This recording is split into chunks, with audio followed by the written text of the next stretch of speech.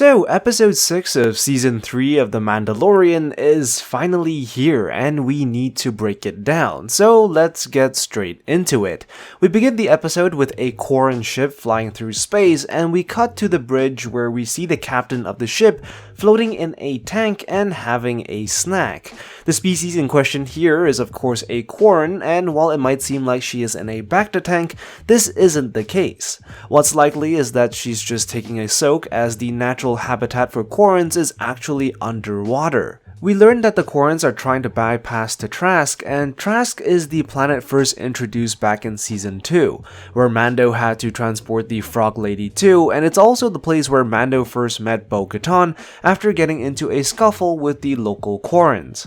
The Quarrens detect an imperial ship, and it's interesting that the first response from the captain is if they can defeat them, reminding us how far the Empire has fallen since its glory days. We soon learn that it's not the Empire, but an imperial frigate piloted by Mandalorians, and the Mandalorians that we do recognize are Axe Wolves, and standing next to him is Koska Reeves, both introduced back in season 2 as subordinates to Bo Katan. And the frigate that they are piloting is actually Moff Gideon's ship, likely captured following his defeat in the season 2 finale. It turns out that the Mandalorians have been hired to retrieve the son of a Mon Calamari viceroy. The captain tries to bluff her way out of the situation, stating that they wouldn't want to risk war after establishing peace with the Calamari. And this is really a reference to the situation on the Quarren and Calamari home planet of Mon Cala. As the two species share the same planet, there were indeed frequent conflicts between the two species, a part of which actually took place during the Clone Wars, with the Quarrens deciding to side with the Separatists and the Calamari choosing the Republic. However, the conflict was presumably resolved during the Clone Wars, which means that sometime between the Imperial occupation of Mon Cala and now, another conflict must have broken out between the two species. It later turns out that the Viceroy's son and the Quarren captain are in love, but it doesn't matter anyways, as the Mandalorians have a job to do.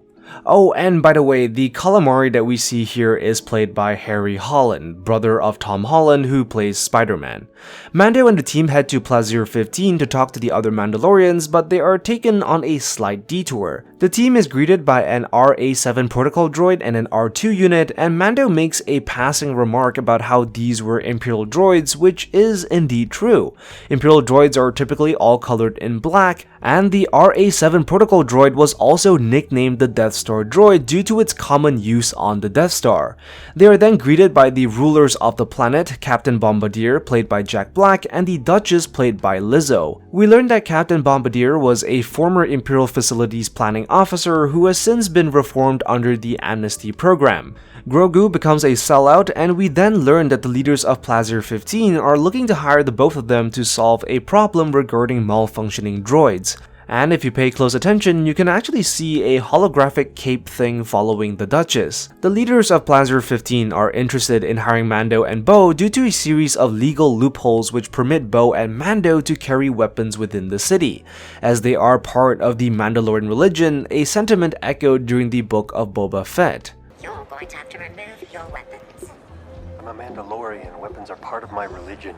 In exchange, Plazir 15 is willing to recognize Mandalore as an independent planet and present it to the New Republic, which really wins Bo over, but interestingly enough, Mando was already satisfied with battle droids, which is perhaps a reflection of who is best suited to be the ruler of Mandalore. Mando and Bo meet up with Commissioner Hellgate, who is played by Christopher Lloyd, who is best known for playing Dr. Emmett Brown from Back to the Future. They examine the video feeds, and we get to see some Arbesh, which translates to camera, although not sure what the other half of it was supposed to mean, possibly just the camera designation code. We learned that many of these droids were supposed to be scrapped at Carthan, and Carthan is the prison planet where Mayfield was sent to following the events of Season 1, only to be later recruited by Mando in Season 2.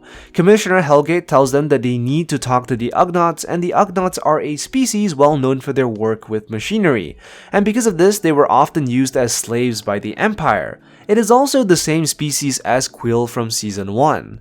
We are then told that the droids aren't malfunctioning, and they talk to a former B1 battle droid by the name of ROGR, or Roger Roger, the popular catchphrase used by many B1 battle droids. We see some super battle droids loading crates, and Mando tries to provoke one in order to get a reaction, and it works.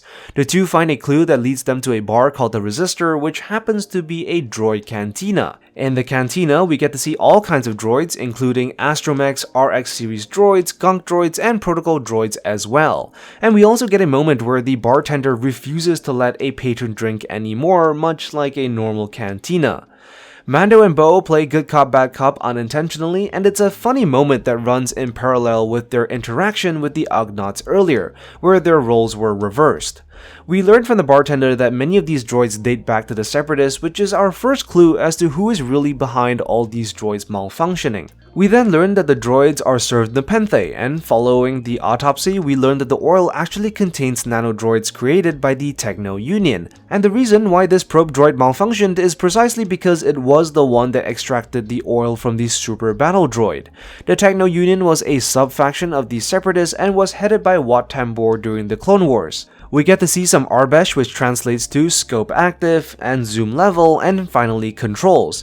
We then learned that it was bought by the security office, Commissioner Hellgate himself, and his profile reads, "This means nothing, however fans may interpret the hell out of it," and the rest is gibberish. To sum it up, we have been hoodwinked, bamboozled, led astray, run amok, and flat out deceived. So you guys better smash that like button because I really got trolled for your sakes. The doc turns out to be a separatist and a massive fan of Count Dooku.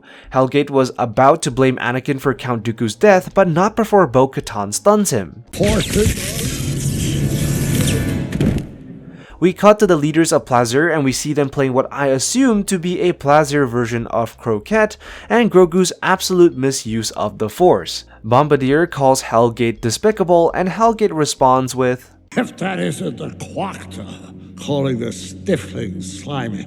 Which is the same exact line Cad Bane says in the book of Boba Fett. If that's not the quacta, calling the stifling slimy. And if you pay close attention in the background, we can actually see a guard with a halberd, and she also appears to be dressed in stormtrooper armor, which is really just a reflection of how Plazir has evolved following Imperial occupation. Hellgate is exiled to the moon of Parakat, which is an entirely new location. They are given the key to Plazir by an LEP servant droid, which is also a former separatist droid. Grogu gets knighted, and I guess this is probably the closest he will ever get to becoming a Jedi Knight. Bo and Mando meet with Axe Wolves, and in the background we can actually see several Mandalorian gauntlets, 2 Gazenti freighters, and of course the Imperial frigate. Bo and Axe enter into a duel for leadership, and Bo emerges victorious. But Axe points out that the person she should be challenging isn't him but Din, since he has the dark saber. Axe then talks about how Din is a misguided zealot who doesn't even have a drop of Mandalorian blood, which is a really interesting point to make and really lets us know how different these Mandalorians are compared to the Children of the Watch. Din explains a technicality and what happened on Mandalore, allowing Bo to wield the dark saber once again. And really this is a whole other conversation for another video. So that's all for this breakdown. Be sure to let me know what you think in the comments down below. Be sure to like and subscribe, and I will see you in the next one. I am the Lost Acolyte, and I have spoken.